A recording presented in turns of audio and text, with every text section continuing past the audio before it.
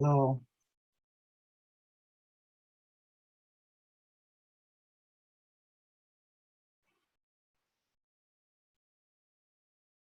Can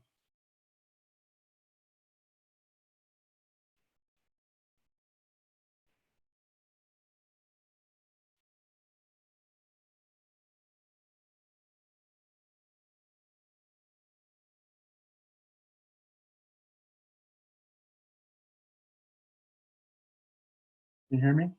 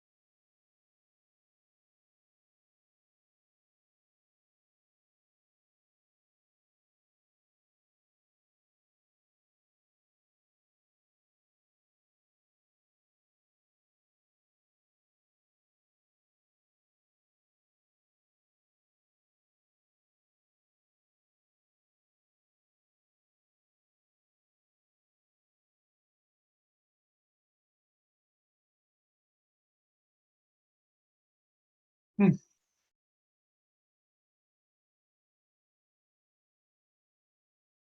Hmm.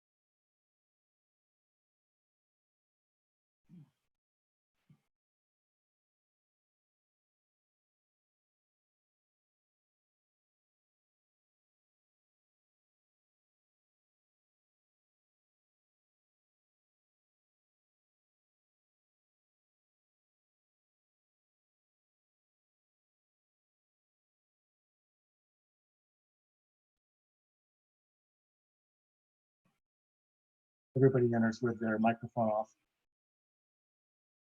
and I think it allows you to click and tell if you.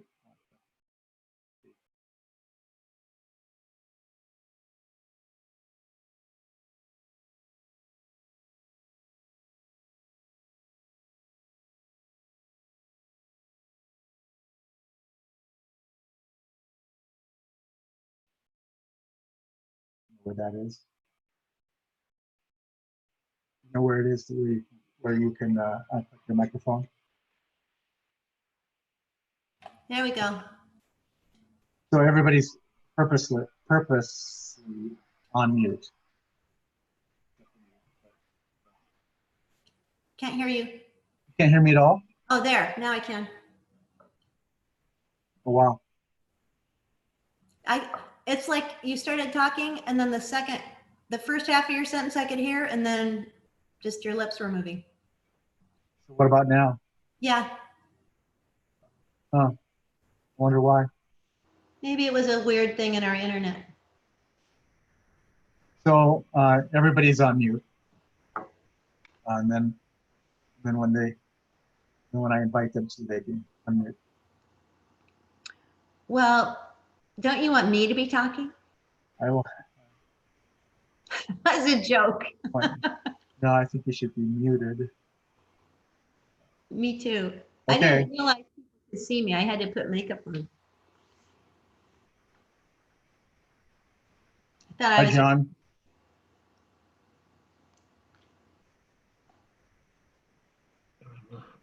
Can you hear me?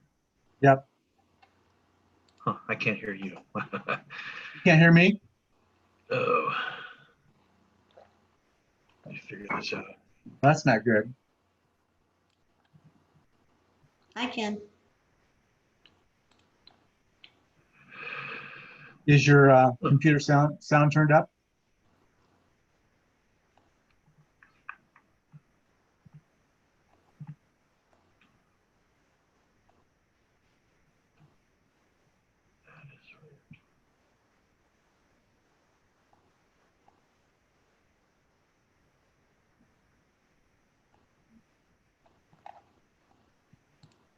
Audio stuff.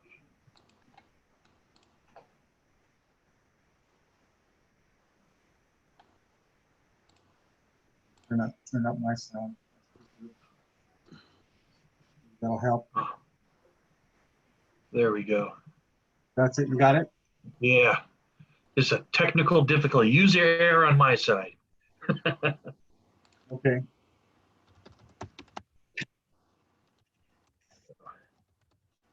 Jay, Afternoon, everybody. How's it going? good. Good to hear.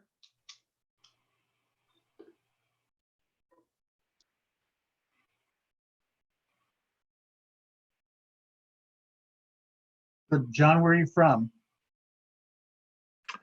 We just came on board with Mountains to Sound here. I think April 1st was our first, or March 31st, our official day. So, Okay. yeah, before that, Landman Incorporated. So the whole firm moved over to the Kent office. Oh, really? Yeah, Wow. yeah. So I think it's close to what, eight brokers we all came over, and How many? we specialize in about 8 brokers came over. Okay. Yeah, and we specialize in vacant land sales. That's our niche. Yeah. Okay. Jay, where are you from?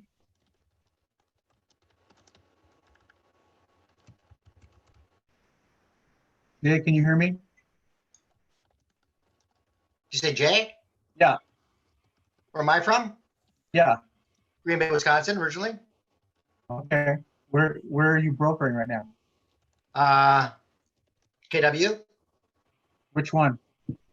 Federal Way. Federal Way? Okay. Yep. There's so many people I still don't know. Becky? Hi there. Hi. Which office are you with? Kent, Mountains to Sound. Kent? Okay. Billy, you look like you're in the New York office. Is that right? No, it looks like it. That I just learned with the background on earlier today. And here I am. Hold on. So I was just trying to take it off. I'm in Mountains of Sounds, very new. Okay.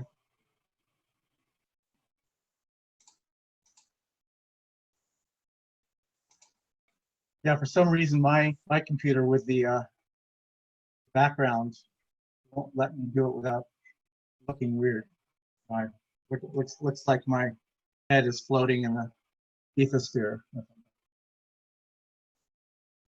Me too. I'll eventually remove it.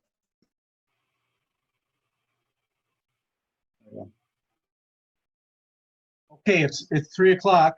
It might be just the 6 of us, but we'll go ahead and start on time.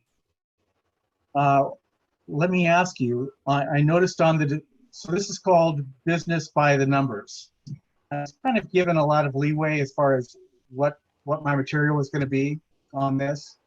And they put a description that said the market of the moment and presenting information to sellers and what kind of information should you present numbers wise. But the business by the numbers really communicate to me the idea of how we set goals and what kinds of things we track as agents for ourselves, for either individual agents or if we're on a team, that kind of thing. So I was going to share some of my charts and thoughts on those, on that. Do you have a preference? Would you rather do the CMA kind of stuff, or the tracking productivity kind of stuff?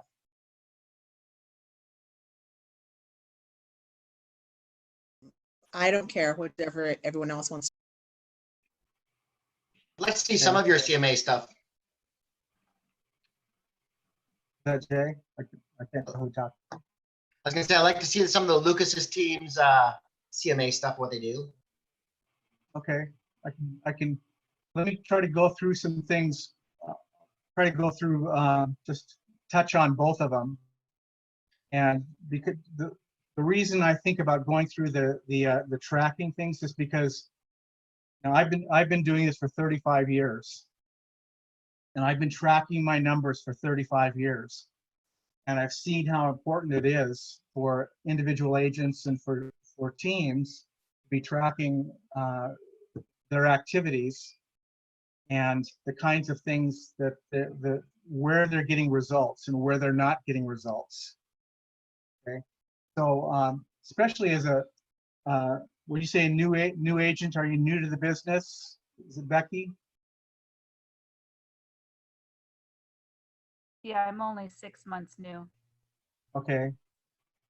So if you're new to the business, there are some really great things to begin tracking now so that you can start looking at your business and deciding where you want to grow and where you need to make some adjustments. Does that sound good? And I can look at some CMA things too, just to show you what. Yes, thank you. Okay. All right. Well, let me just start by sharing a screen. One of the things that we do, starting out, you see that? Okay. So I start well, let me introduce myself a little bit, because I'm guessing not everybody knows me. I'm in the Federal Way office, and I was with John L. Scott for 22 years. And then came over to Keller Williams because I liked the team approach, and I liked the emphasis on God, family, and business. And so those things were really important to me. I have the last 3 years, I've been a double platinum award winner for Keller Williams. I don't know if you're familiar with those designations or what, but double platinum is our agents and teams that close more than $1 million in GCI in a year. The last 3 years we've done that, and so we've been selling anywhere from $40 to $46 million worth of real estate, closing that much a year. What was the GCI on that? Something over $1 million.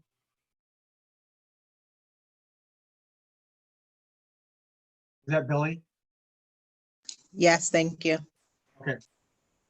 So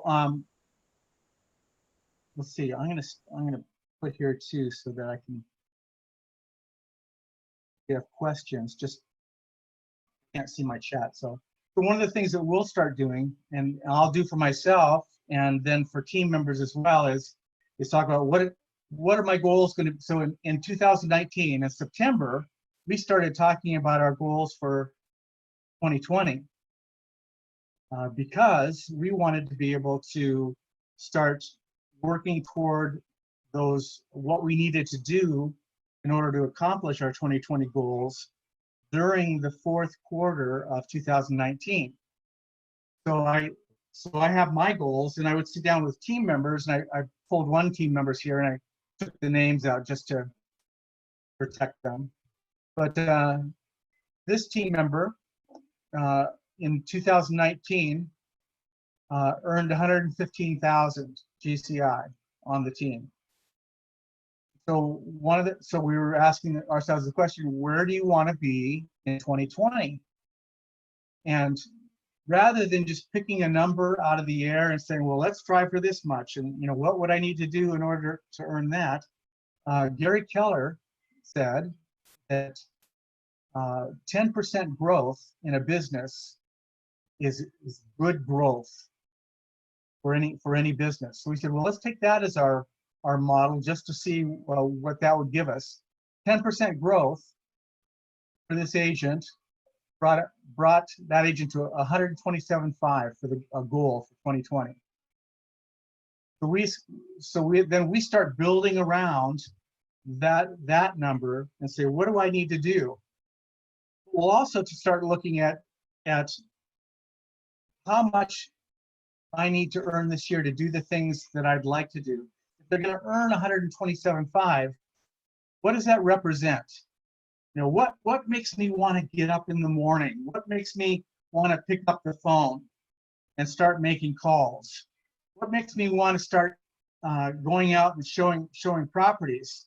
And so we said, rather than aiming at a number, let's figure out what that 127.5 will do for us or do for the agent. And those are the kinds of things that they're working toward then. So 127.5 for that agent paid their bills, $5,000 a month worth of bills.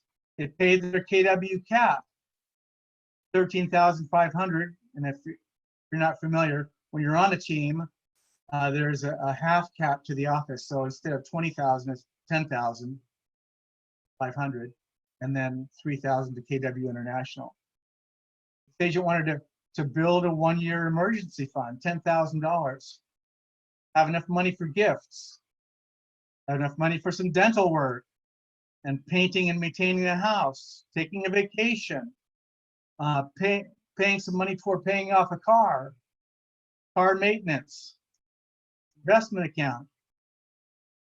Once you added all that up and put taxes on top of it, there's your 127.5 almost. Right? So suddenly, that number became more real. What am I going to do with the goal income that I want to earn for the year? Does that make sense? Yes. So we took that. So I said, okay, 127.5. How am I going to do that? Well, we had some history with this agent, so we knew what kinds of things that they've been doing. But from here, as a team, here's where we go. Take that number. We build a chart. We've got a chart. You can do screenshots on all these if you want. But take that 127.5 and put it right there. That's the revenue that they wanted to earn for the year. Okay, so if that's your yearly income, what is it going to be per month? Well, it probably is not really going to be 10,625 a month. That's the average, right? Because there is some seasonality in real estate. Some months are better than others. Buyers and sellers are more active in some months than they are in other months. So what I did is I went through and looked at 5 years of team statistics and said, how many listings have we taken in January? How many in February, March, April, May, June, July, August, September? And that gives me my seasonality for listings. So we tend to be light on listings in December. But in May, we tend to take a lot of listings. Same thing for closings. What kind of closings? So we tend to get so 5 years worth of closings. We had 38 in January, 36 in February, 58, 67 in June, and so on. Add them all up, and it gives me the pattern for the year for when I can expect income to be coming in on my closings. So I just have an Excel chart, and it starts taking some of those numbers and crunching them, and then it gives me that 85/30 there.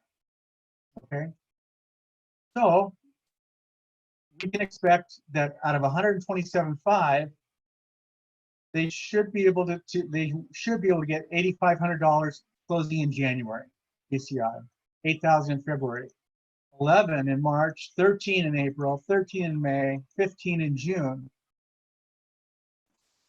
I'm sorry to interrupt, but I tried to raise my hand and I also put a chat in, but I don't see the chart that you're talking about. Does everybody else? No, I can see it. I don't see it either. I just see the first chart you ever shared. Oh, really? Yeah. Mhm. Oh, you're just all looking at the first chart? Yeah. Yes. Oh, boy. Okay, I'm not doing it right then. Hold on. Okay, good. I thought it was just me. Oh, that's, trying to stop No, sharing. I thought it was me until I'm like, yeah, this doesn't seem right. Okay, I see I've got to do it this way. Sorry about that.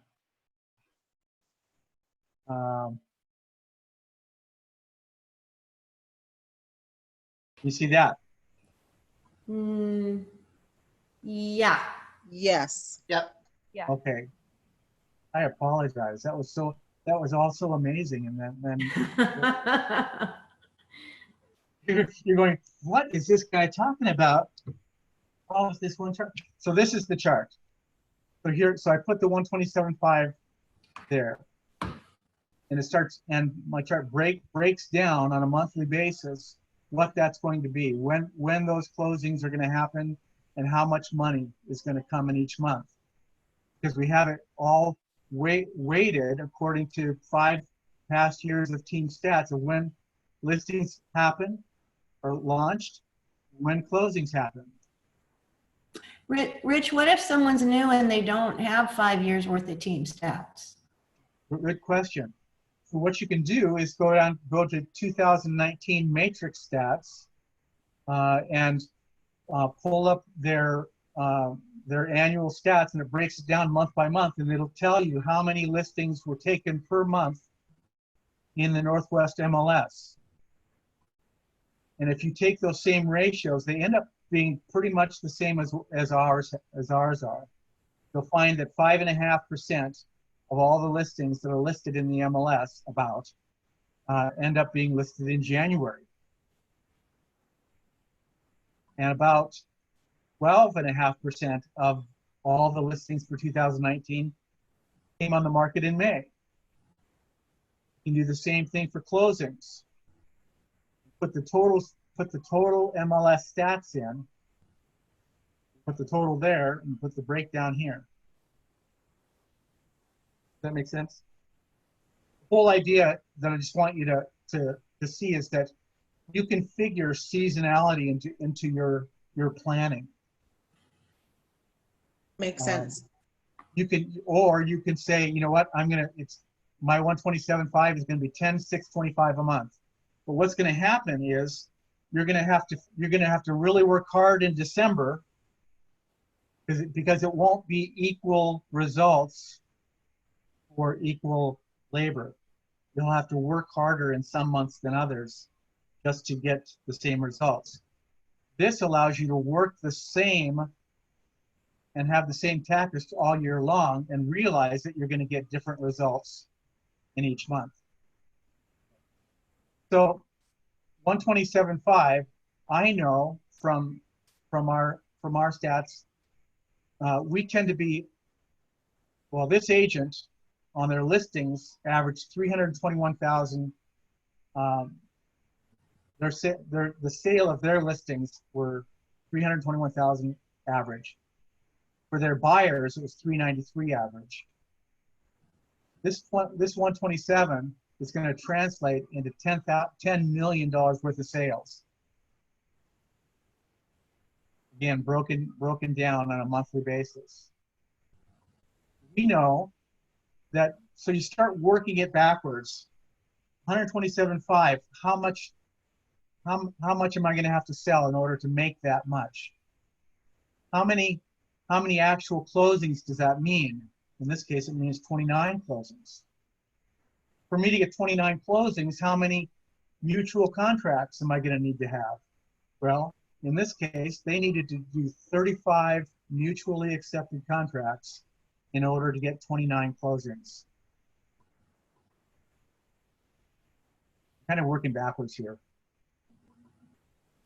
We know for this agent, because 25% of her business was sellers and 75% was buyers,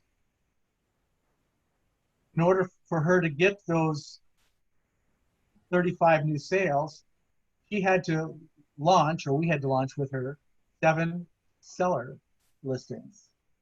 She launched 44 buyers. Well, what do we mean by launching? Anybody understand what I'm talking about there? On our team, when we launch a listing, a listing is just like a regular listing. But we also talk about launching buyers. For us, that's taking a buyer, finding out what they need, and when we start showing them properties, we say that we've launched that buyer. It's kind of like launching a seller listing.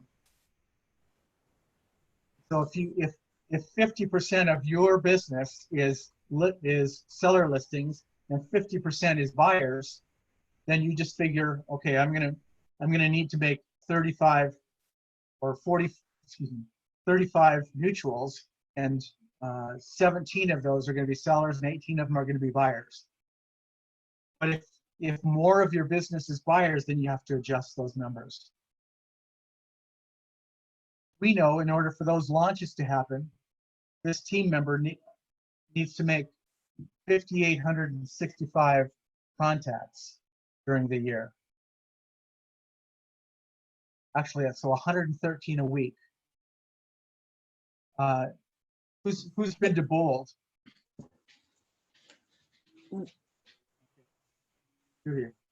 Bold is one of the great training events that we have at Keller Williams, and I'd recommend to you that you take that.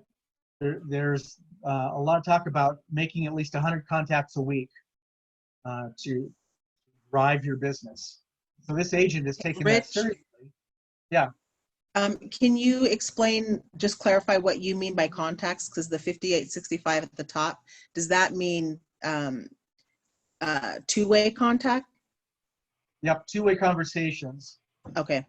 Bold used to teach that it had to be voice to voice, but we personally redefined it, and then I think Bold has as well, that it can be a two-way text, it can be a two-way individual email.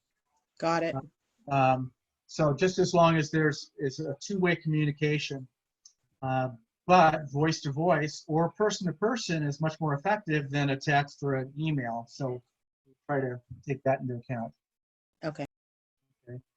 So what we do is we start tracking that team, our own numbers, our team members' numbers, and so this team member actually in January did 651 contacts. So they met their goal. Only did 484 in February, 466 in March, and so far 308 through 16 weeks in April. And the results are here are the listings that they've brought to the team. Here are the listings launched. Here's the volume of that. They've launched 17 buyers so far. For a search volume of 6.5 million. When we talk about search volume for buyers. Kind of like what's your volume of your seller listings that you're presenting. For buyers, it's we say the buyer says I want to buy something in the $300,000 to $400,000 range. We'll take 400,000 as their top number, and that'll be their launch volume, what we call it. We'll keep track of that. So they've written 14 sales, so they're ahead of their goals right now. This is their volume. They're ahead of their goal there. Closings, they've just caught up to their goal for the year. And income, you can see they're just barely ahead of their goal. So this 3742 says how much they're ahead of their goal for year to date right now.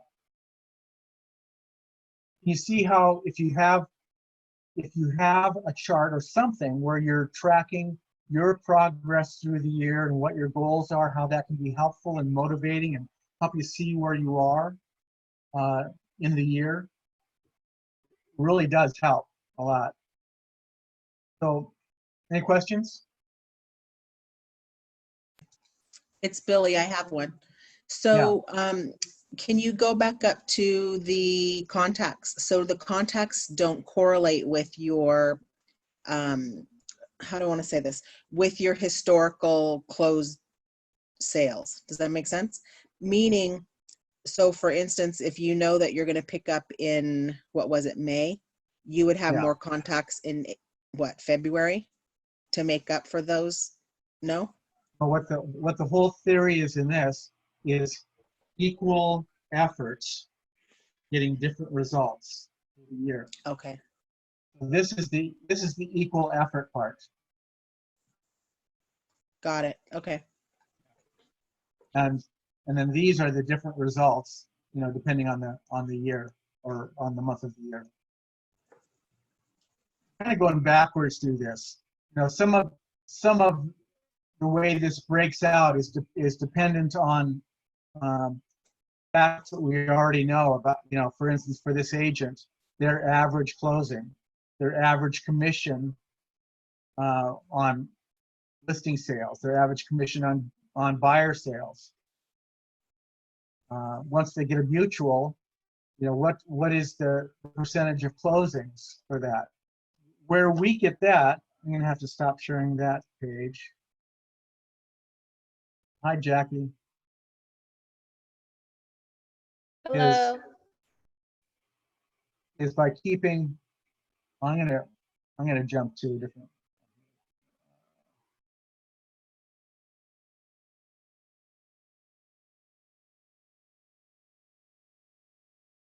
Uh-oh.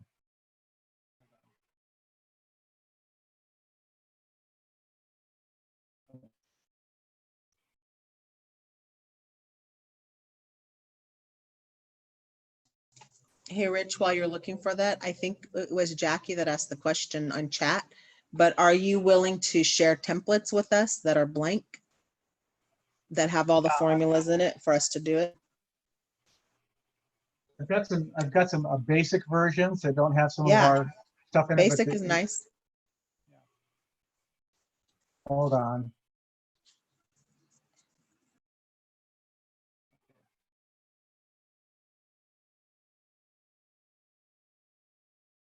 If I can share that. Okay. One of the things that we'll do, let me just to jump quickly to this. We have a Google Doc that I put up for each of our team members to fill out daily. So we'll go in and we'll start, and I participate in this too. If it's a Monday, the number here is 1. If it's Tuesday, the number here, days worth of stats. We start tracking, we start adding in, how many hours did I work today? How many contacts did I make? And this starts adding them up through the week. So that I've got some team numbers, but then I have individual numbers. So for instance, last week, Aaron worked 43 hours, 7 days. He had 92 contacts. He received 0 referrals for that week. He had 2 seller presentations, 1 seller listing signed, a listing launched, and no contracts written on the listings that he was on. He had 3 buyer consultations. He started showing properties to 3 buyers. He actually wrote 7 contracts last week. 2 of them were accepted and nothing closed. And then we start putting in things like how much Aaron didn't exercise at all last week. So that's something that we'll get on him about for the fun of it. All right. So we start collecting all this information, and one of the things that this does is it gives accountability to each team member. I have some accountability because I know I have to fill out and add to my chart each week, and that every team member is going to see it.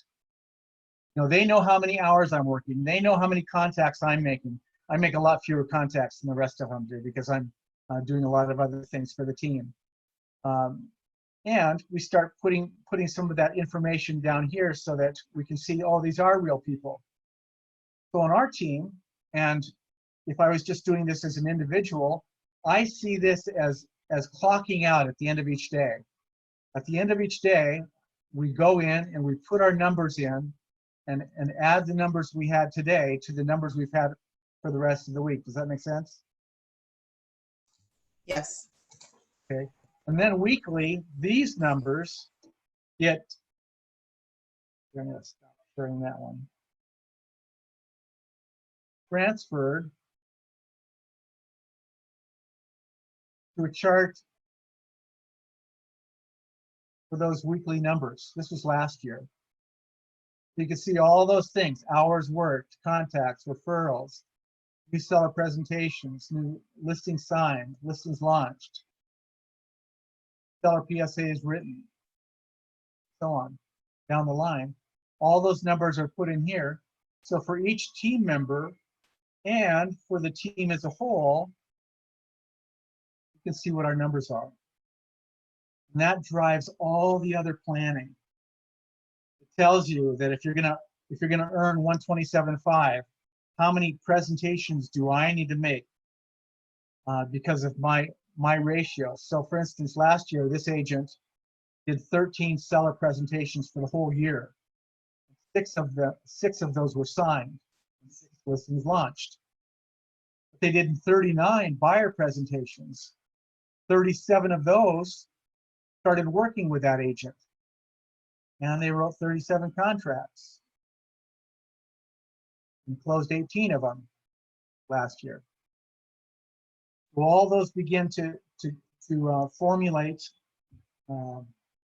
percentages that we can use in tracking. All to say, it's all confusing, especially as too much information all at once. But all to say is as an individual agent or as a team agent, you need to find out the things that are important for you to be tracking, such as presentations, listings signed, listings launched, and so on, and start tracking them on a daily and a weekly basis, because those are the things that are going to drive your business. Business numbers are the language of business, we always say, and so this is how we track those. But from these, you know, we can see, for instance, this agent last year worked, you can see that, 45.9 hours on the average per week. Did 102 contacts. Got a referral a week. So on.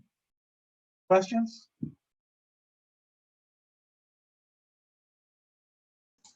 Way too much information. No, a lot to digest, but it makes sense. Yeah. So from this, we can see, oh, okay. Well, let me jump to the team one. When I'm running our team, I know that last year we did 26,000 contacts as a team. And we needed that. We needed that many contacts to do about $1.1 million in GCI. It was a little over less than that last year. Nice job, you guys. Hey, thank you.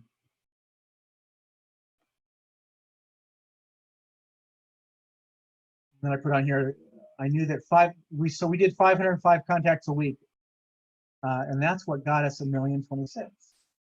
So I just put myself a little chart here that said, boy, if we'd done 556, we might have earned 1,128, you know, so different things to try to motivate yourself. But you can see here what we begin seeing in the numbers is that we might see, oh, we're only converting 63% of our listing presentations. What can we do to improve that number? Or on the buyer presentations, you know, we're converting 71% of those presentations, or starting to show properties to 71% of them. You know, what can we do to start improving that number? And these are where discussions and conversations can begin to happen. Hey, Rich, Yeah. should, I just want to say that when we talk about contacts, on our team, we talk about every contact it takes to go from our first discussion with a client all the way through closing, and all of the discussions and escrow discussions and everything in between. So all of our numbers are how many total team conversations does it take to go from beginning to work with somebody all the way to the end of the process. Yeah. Sorry, was that Becky? Billy? no, it was Billy. Quick question about conversion. So on the one where you're converting 63% of your listings, Yeah. do you know what your goal should be or not? Well, our goal is always higher. So actually, we'll compare year by year. 63, 65% is pretty typical for us. You know, we'd like to be 75%, but you figure often 65% of the presentations, we're going into multiple agent presentations. And so for us, we look at that and say, okay, in our presentation binder, for instance, you know, what can we improve there? What can we improve in our communication with the seller in order to win more of those listings? You're never going to win every listing because some agents will connect better with other sellers than we do. You know, and there's no way to avoid that. But we can try to do everything we can with our presentation skills, with our presentation materials, with the kind of follow-up that we do along the way. Trying to be the first one to make contact with that seller. You know, those are all factors that you can start talking about and asking the question, how can we improve in order to move that 63% up to 70%?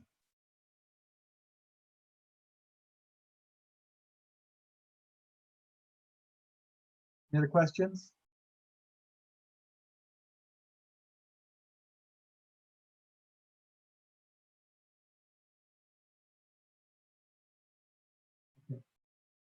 So you see, we really have 4 charts. It goes from the daily chart into a weekly chart, into a monthly chart, which was the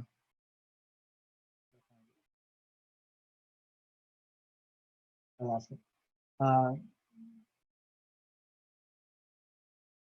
then looking at the rules. Okay, so that's what I wanted to share on tracking and personal accountability in that way.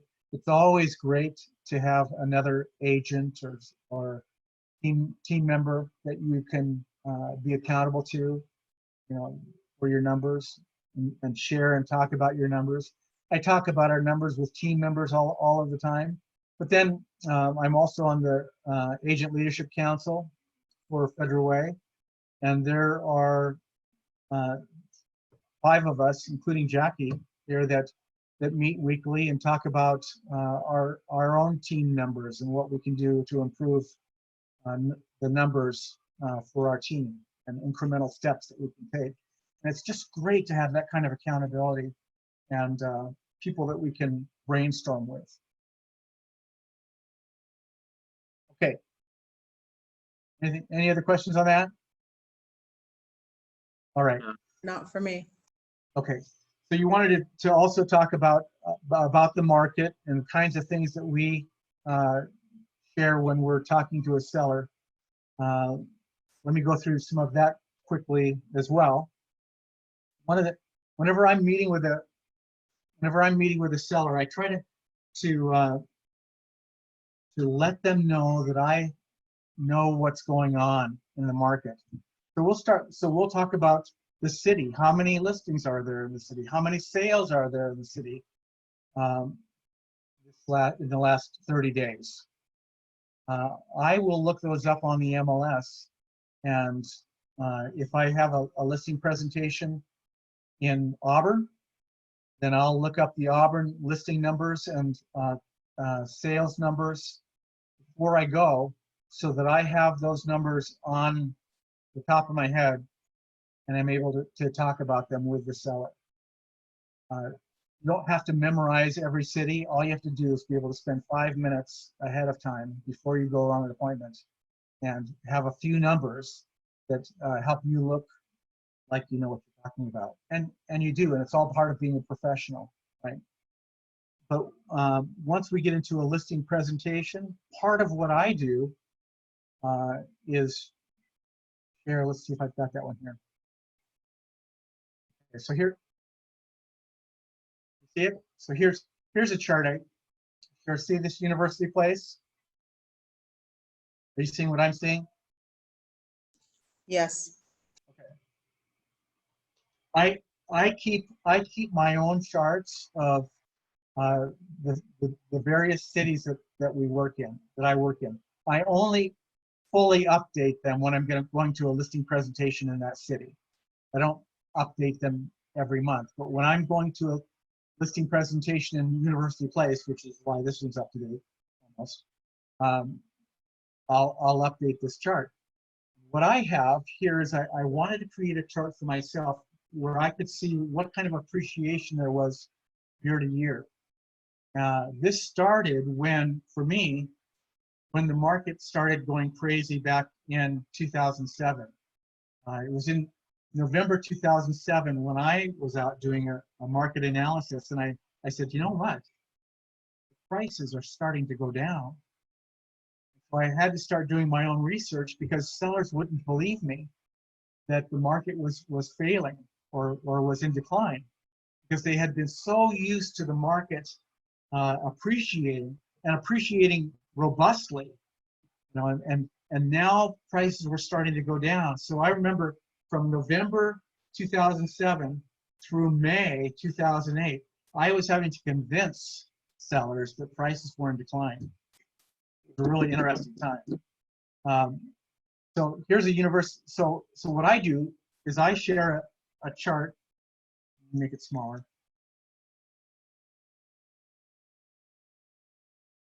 Looks like this.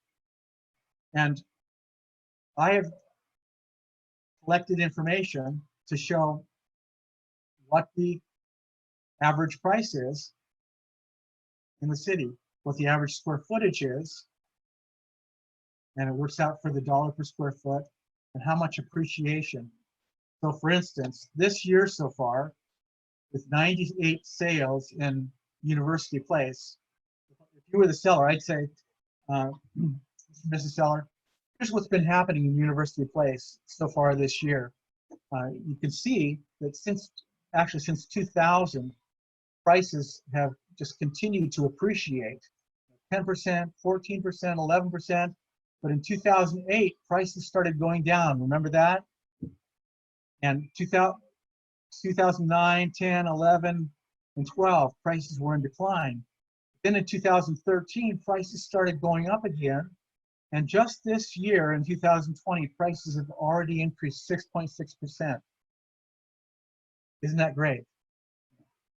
So the The way I get these numbers is by going into the, let me do this.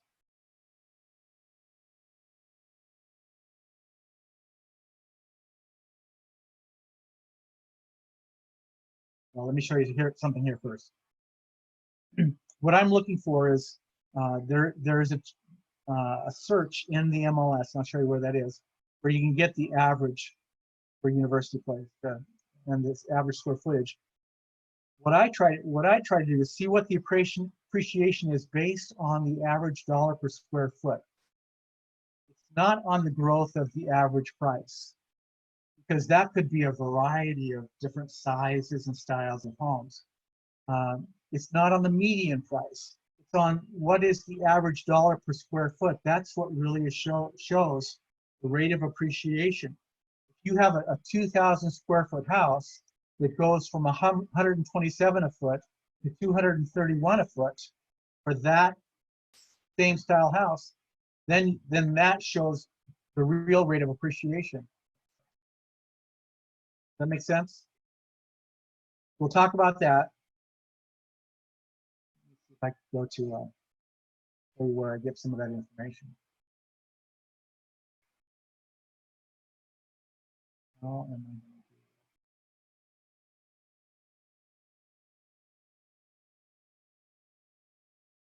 hold on.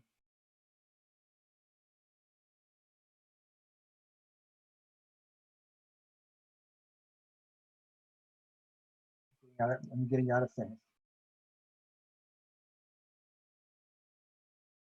That one. There we go. Okay.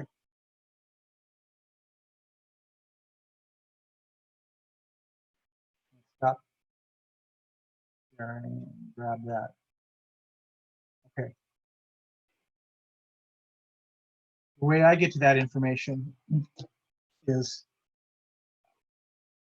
I'll do a search on the MLS, single family.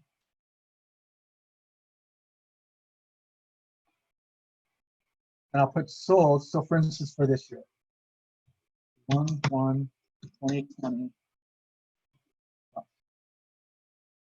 Let's say I'm doing University Place. Pierce County.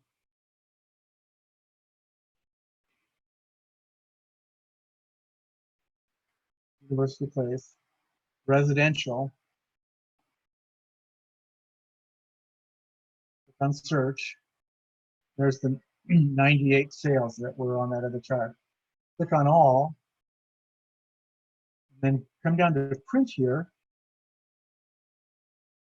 And there's a report that's called the Statistical Market Analysis.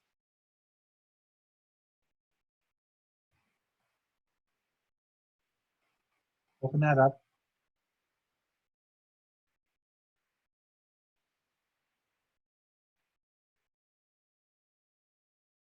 Here's where it shows you. So out of 98 homes, the average price was $544,829.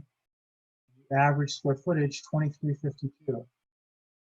That's where I get my information on that.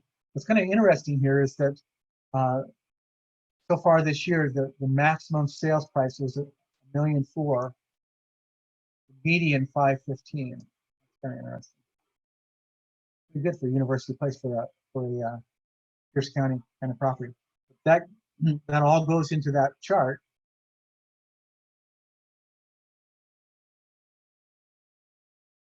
And gives me the rate of appreciation. Okay, so I'll share that with folks.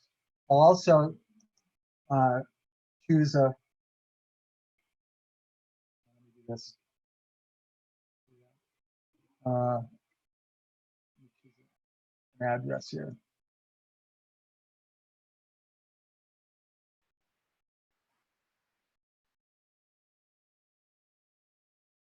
In this case, I was doing a market analysis for a property in Bellevue. Put the address there. I'll say I want to look within a mile of that property, and I'm going to look at all the different kinds of listings, active listings, and sold listings. residential within 1 mile of that property. It's only 21. Click on them all, and I'll do a 1-line portrait of that, because what I want them to see is everything that's on the market or sold within 1 mile of their house. So within 1 mile of this seller's house, there were only 3 properties on the market. There were 3 pending, and 15 sold and closed in the last 6 months. So if it's 15 in 6 months, so what is that? 2.5 sales per month, closings per month, right?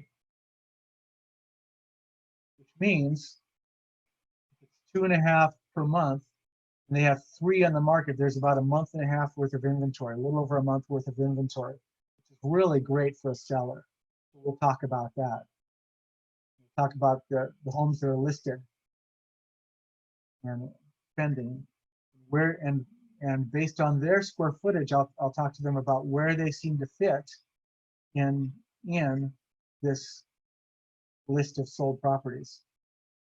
So again, what I'm doing is taking a look at the city, then I'm looking at within a mile of where they are, and then I'm picking properties out that are more like their home and looking for a dollar per square foot value of homes like theirs within that mile.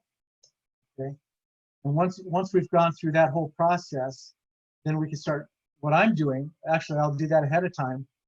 I use Top Producer, and we're moving into Command, but I'll start building a record of information so that I can figure out what the prices are on a property or the value is in a property. And I'll take every piece of information and I'll start writing it out in a record that I have for that client. So I've got the size of their house. I'm going to look up what Redfin says about their value. I'm going to look up what Zillow says about their value. Why would I look those up? Because they're looking at those numbers themselves. Yep, because the seller has likely looked up those numbers, and I want to be able to let them know that I know what Zillow says also.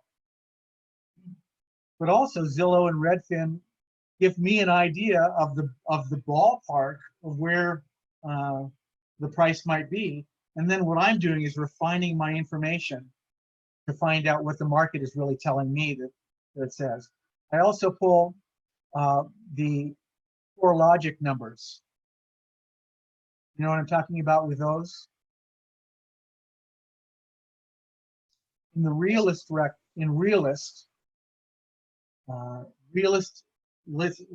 so on any listing, you can open up the Realist record, and it shows a real AVM. That's CoreLogic's number. CoreLogic gives a value for that property. Pretty similar to what Redfin and Zillow said, but I've tended to find that CoreLogic, in my research, has tended to be closer to being accurate than Zillow or Redfin. What a nice thing is that CoreLogic also gives a confidence score. A confidence score of 79 that they had there is actually a pretty good record. And what that says is there was good sales evidence for this price. Then they'll give a range. And then I'll start writing out for myself information on, well, what are the best comps and next best comp, and I'll discuss in my contact record all the details, things that that I'm thinking of what the value might be or what's affecting the value on that property. And what I'm doing is I'm building a case, my estimation of what the property is worth. I want to get a clear idea in my own mind and have my own sense of what that value is and be able to defend it. So that's what I build, that when I go to meet with the seller, I can have an intelligent discussion with them on what is impacting their price. What's happening in the market will affect the price. For instance, in COVID-19, it has impacted some of our pricing. In this case, I did a study of sales from January 1 to March 14, how those were different from March 15 to April 20th. And found some very interesting things that I could discuss with the seller and let them know that I was taking all of that into account when we did our pricing. So this ended up being a nice listing for us. It was a $1,225,000.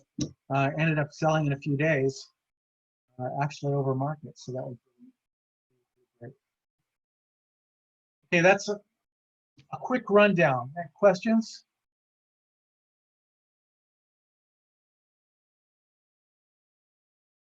Okay, the rest of our time, if you want, you can either head off the call, or if you have a question, go ahead and unmute yourself, and we can have just a little discussion. I have a question. Just out of curiosity, what did you find about those COVID numbers starting on the 15th? What I found was and this was based on Bellevue, but then I checked in other, like I checked February too, just to see the same thing. In Bellevue, from January 1 to March 14, the highest sales price was $5.5 million, and the median price was $1.5 million, almost $1.5 million. After March 15, the highest price was $1.4 million, I think that's what it was, and the median was under $1 million. So what happened is, starting with the COVID shutdown, all of the upper end sales disappeared. The upper end of the market was in pause. What that ended up doing was we were coming in at $1.2 million. Before March 15, the median was $1.5 million. So there was a natural tug upward in our pricing. We could be more aggressive in our pricing. But now, since March 15, the median was 964,000. Suddenly we were above the median, and there was a tug downward in our pricing, meaning we had to be more conservative in our pricing and let the market push us up. That's what we did. That's kind of interesting, isn't it? It's just Yeah. Okay, any other questions? Now, I know Command is supposed to take over a lot of the tracking for us. And since we're not using CT as much as we did before, I've been using a spreadsheet kind of like yours. Yeah. But yours is a little bit, has a couple of steroid shots compared to mine. But that's pretty much from the phone call, how many calls made, how many contacts made, all the way through the sales. Yeah. Open Yeah, house. and that's what, so the key is crafting something that works for you and your business. You But know, Command's never going to get down to the phone call level, is it? well, when they talk about business by the Numbers. book, they do get down to phone calls, and I think they do in bold as well. But I don't know about Right. Command. We're just starting to switch over to that one, and I'm kind of looking forward to seeing if I can get rid of all my Excel sheets. Don't do it. Command doesn't know. Don't do it. Don't do it. No, your spreadsheets look great. Very, very nice. Yeah, just email me if you want a copy of anything and see what I can get to you. Rich Lucas at kw.com. Actually, it's Rich Lucas at ihsthomes.com, but kw.com will forward to you. All right, anything else? No, good class. Thanks, Rich. Appreciate it. No, right. thank you. All right, thank you. Thanks for coming. Talk to you again. Bye. Bye.